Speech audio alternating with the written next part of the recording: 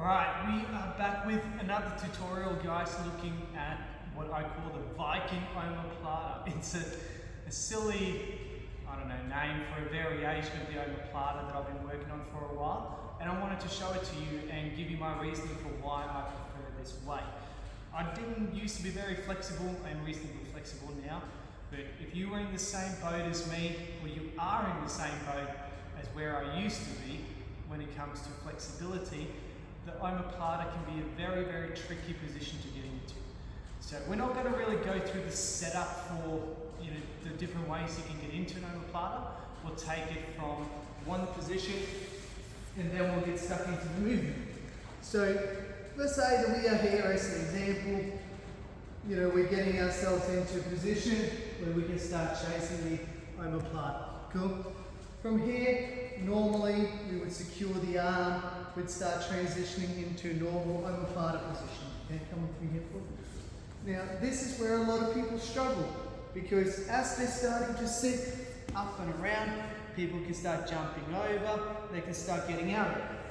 And I really used to struggle with this for a long time as well. So even if Ford is posturing up here, he's posturing up like so, I'm going to hang myself on Ford's leg with my top, on Ford's arm and shoulder with my top up. I'm controlling his arm with my arms here.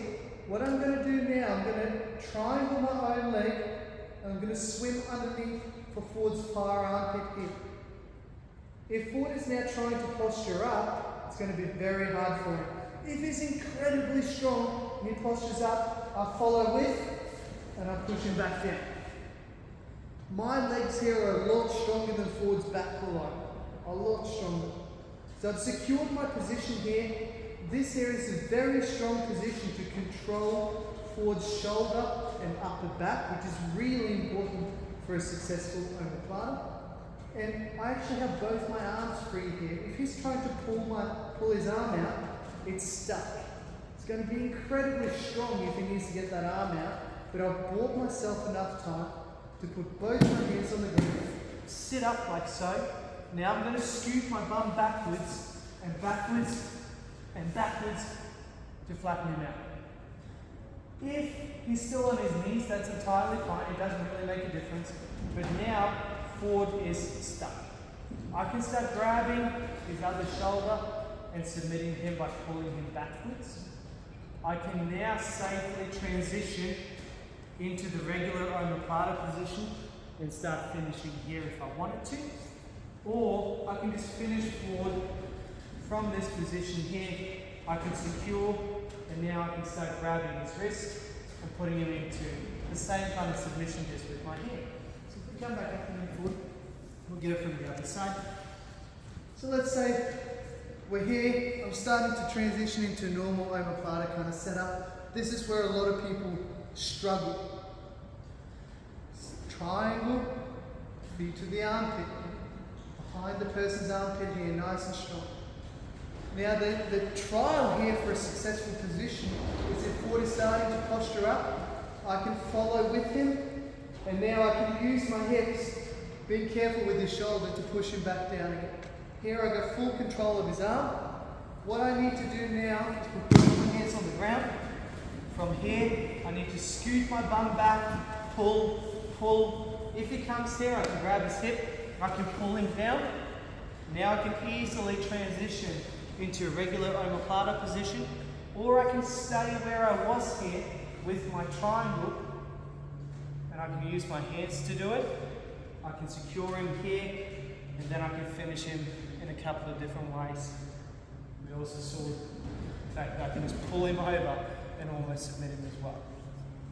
Personally, I find this here to be a lot stronger, and as you'll see in the escape video, it becomes a lot harder to start escaping this. So Ford, if you come here and you do this to me, here, starting to set up the Omoplata here. From here, if Ford goes for a normal Omoplata here, it's pretty simple for me to start blocking here if I'm fast enough, and I'm starting to escape. If I'm here on the other hand, and Ford triangles his leg and he starts feeding it under my armpit here, now I can't do the escape. That's arguably the most effective escape for an omoplata. He's blocking me, and he can use both of his hands on the ground to sit up. He can sit up. Keeps getting, that's it. And I really have nothing left in my tank to start protecting the submission that's about to come. Now, if this is something that you want to do, go for it. If you feel like you're struggling with omoplatas, I think this could be a very good variation for you. I've had great success with this myself. And you'll see in the video on how to escape the omoplata, just like we showed now, it's becoming quite hard to start escaping. You've got a very strong position, and you've got more options to finish the actual omoplata submission using your legs in the normal position, using your hands, and then also pulling the person onto you in that triangle sort of armpit kind of position. I hope this goes really well for you guys. If you have any comments or questions, you do put them below the video and we'll get back to you. Very good.